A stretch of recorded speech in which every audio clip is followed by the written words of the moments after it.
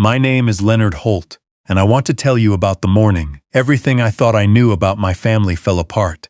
It was a Tuesday, 7 days after we buried my wife. I remember sitting at the kitchen table with a cup of coffee I'd made out of habit and never touched. The house was quiet in that particular way it gets when someone who used to fill it is gone. Not peaceful quiet, the other kind. The kind that sits on your chest. My daughter-in-law had been staying with us, with me, I should say, since the funeral. She said she didn't want me to be alone. My son had gone back to work 2 days after the burial. He said he had to. I didn't argue. I was 63 years old and I had just lost my wife of 38 years, and I didn't have the energy to argue about anything. Her name was Meredith, my wife. We met when I was 24 and she was 22, at a hardware store in Ohio where I was buying a door hinge and she was buying paint. She asked me which roller gave a smoother finish. I had no idea, but I pretended I did. She knew I was pretending and laughed anyway. That was her. That was always her. She died of what they called complications from a recurring infection. That's what the paperwork said. The doctor had been treating her for months, first for fatigue, then for what he thought was a gastrointestinal issue, then something with her kidneys. By the time they figured out something more serious was going on, it was too late to do much about it. She was in the hospital for 11 days and then she was gone. I blamed myself for a long time after.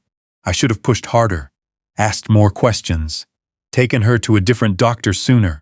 That's what grief does to you. It turns you into a prosecutor, and you're always the one on trial. So there I was, Tuesday morning, cold coffee, my daughter-in-law moving around somewhere at the back of the house. My phone buzzed. I looked at the screen. It was a number I didn't recognize, local area code, but not a contact. I almost let it go to voicemail. I almost didn't answer. I think about that sometimes, how close I came to just setting the phone face down and walking away. But I picked up. Mr. Holt? A woman's voice. Professional, careful, yes. My name is Audra Sinclair. I was Meredith's attorney. I didn't know my wife had an attorney. I said so. She retained me about 8 months ago, the woman said. In private, she asked me specifically not to contact you unless, she paused. She left instructions for when to reach out. I'm following them now. I sat down. I don't remember deciding to. I just found myself sitting. She left a letter for you, Audra said, and some documents. She asked that you come to my office alone. She was very specific about that word. Alone, what kind of documents? I think it's better if you come in, Mr. Holt, today if possible. I looked up at the hallway leading to the back bedroom. I could hear movement, a drawer opening. I can be there in an hour, I said. I wrote a note that said I was going to the pharmacy. I set it on the counter. I drove to an address on the other side of town, to a small office above a dry cleaner's, and I climbed a narrow staircase and sat down across from a woman in her 40s, with reading glasses pushed up on her head and a manila folder on the desk between us. She slid the folder toward me, but kept her hand on top of it for a moment. Mr. Holt, some of what's in here is going to be difficult to read. Do you want me to give you a summary first, or would you prefer to go through it yourself? Just give me the letter, I said. It was 2 pages, Meredith's handwriting. I'd know it anywhere. She always pressed too hard on her downstrokes, and her capital M's had a little loop at the top that she'd had since grade school. I won't share everything she wrote. Some of it is just ours. But I'll tell you the part that changed everything. She wrote that she had started feeling sick about 10 months before she died. And she wrote that she had a suspicion she was afraid to say out loud, but couldn't stop thinking about.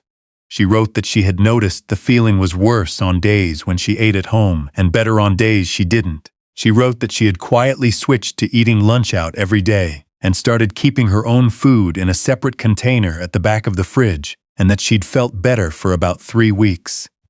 Then she wrote, I don't know what this means, and I'm afraid I do know what it means. I'm not brave enough to accuse anyone. I'm not strong enough for what comes after if I'm right, but I need someone to know, so I'm telling you now, when I can't be there to see your face.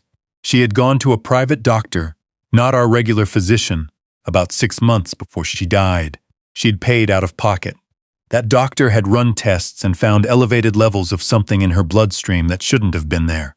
She hadn't told me. She said she couldn't figure out how to, because saying it out loud would mean admitting what she thought it meant, and she wasn't ready. She had given Audra Sinclair the test results. They were in the folder. I sat in that office for a long time. Audra brought me water. I didn't drink it. I read the letter 3 times. Then I asked the question I already knew the answer to. Who had access to our kitchen? Audra was quiet. My son and his wife have been living with us, I said, for 14 months, since they had money trouble. She nodded slowly. Meredith mentioned that in our consultations. She didn't tell me any of this. She was protecting you, Audra said, or trying to. She was also, I think, protecting herself from having to believe it. I drove home in a state I don't have a good word for. Not anger, not grief.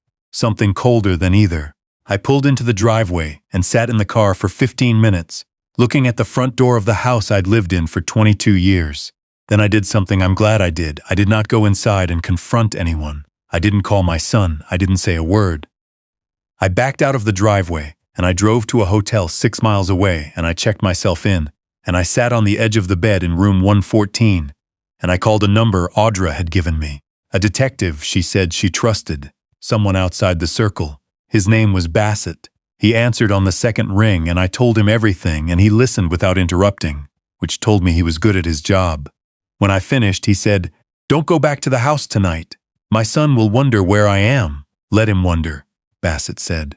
"Mr. Holt, if what you're describing is accurate, you've been living in that house while consuming whatever your wife was consuming. You need to see a doctor. Tonight." Before anything else, I hadn't thought about that. I hadn't thought about myself at all. There's a particular shame in realizing you've been so consumed by grief that you missed the signs that you were also in danger. I lay in that hotel room after the doctor at urgent care drew my blood, and I thought about every meal I'd eaten in the last year, every cup of coffee, every plate set in front of me by hands I had trusted completely. The results came back 2 days later. There was something in my system, not at critical levels. I was healthier than Meredith had been. I was bigger.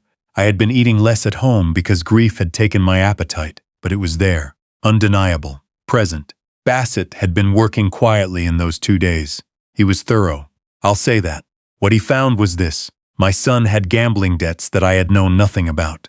Large ones, the kind that don't stay polite. He and his wife had been in trouble for over a year, which is why they had moved in with us. The house was meant to be a solution. Not my house, but what my house would become theirs. What would come to them if Meredith and I were both gone? I want to be careful here, because this is my son. Whatever he did, he is still the boy I taught to ride a bicycle in the parking lot of an empty church on a Saturday morning in September. He is still the person I drove to the emergency room at 2 in the morning when he was 16 and had broken his wrist falling out of a tree. I am his father. That doesn't go away. It also doesn't excuse anything. When the police came, it was a Thursday afternoon. I was not there. I had stayed at the hotel. Bassett had advised me to stay away, and I had listened to him, which was the right call, because I don't know what I would have done or said if I'd been standing in my own living room when they walked in. My son's wife understood what was happening immediately. My son, I was told later, just sat down on the couch and didn't say anything for a very long time. The months that followed were the hardest of my life, and I want to be honest about that, because I think people sometimes tell these stories like justice arriving means the pain stops. It doesn't. Going to court means sitting across a room from your son and watching him not look at you. It means testifying about your own wife's death and using words like deliberate and premeditated, while trying not to think about the woman who asked you about paint rollers 39 years ago in a hardware store in Ohio. My daughter-in-law's attorney argued that she had not known the full extent of what she was involved in. The jury did not agree. She received a sentence of 19 years. My son pled guilty to a reduced charge. He received 12. I sold the house. I couldn't live in it anymore. Every room had something I couldn't look at the same way, and I wasn't interested in pretending otherwise. I moved to a smaller place about 40 minutes away, near a lake. I have a neighbor named Herschel who brings me tomatoes from his garden every August and never asks questions I don't want to answer. That has been its own kind of kindness. I go to Meredith's grave on the 14th of every month. That was our anniversary date, the 14th of March, 1986. I don't bring flowers every time. Sometimes I just sit in the folding chair I keep in my trunk and talk to her like she can hear me. I don't know if she can, but I've been talking to her for 39 years and I'm not about to stop now. What I want people to understand, And this is the part I didn't fully understand myself until I was sitting in that hotel room in the dark with test results on my phone, is that the cruelest thing about betrayal by someone you love is that it doesn't announce itself. It doesn't look different from care. It sits at your kitchen table and hands you a cup of coffee and says good morning, and you say good morning back, because why wouldn't you? Because that is what you've always done. Because trust is not a decision you make every day. Trust is a room you already live in. My wife figured it out before I did. She was always smarter than me that way. She left me a 2-page letter in a manila folder in an attorney's office because she knew me well enough to know I'd need something in writing before I'd believe it. She was right. She was right about everything, and I wish with every part of me that she had been wrong. Audra Sinclair still calls me on the anniversary of the day Meredith first came to her office. She says she just wants to check in. I think she feels some responsibility. Not guilt, she did everything right, but the kind of weight that comes from being the keeper of someone's last secret. We've become something like friends, the strange kind that only exist because of terrible circumstances. Last fall, she told me that in all her years of practice, she had never had a client do what Meredith did. Spend months quietly, carefully, calmly preparing for what came after, while never saying a word out loud, protecting the evidence, preserving the truth, making sure that someone would know. She must have loved you very much, Audra said. I told her I already knew that, but it's different. Hearing someone else say it, it fills a different kind of space. I'm 64 now. I wake up in the mornings and I make coffee and I drink it looking out at the lake, and some days are better than others, and I've stopped trying to force them to be anything other than what they are. The good days are good, the hard days are hard. Most days are somewhere in between, which I think is actually how it's supposed to work, when you've lived long enough to know the difference.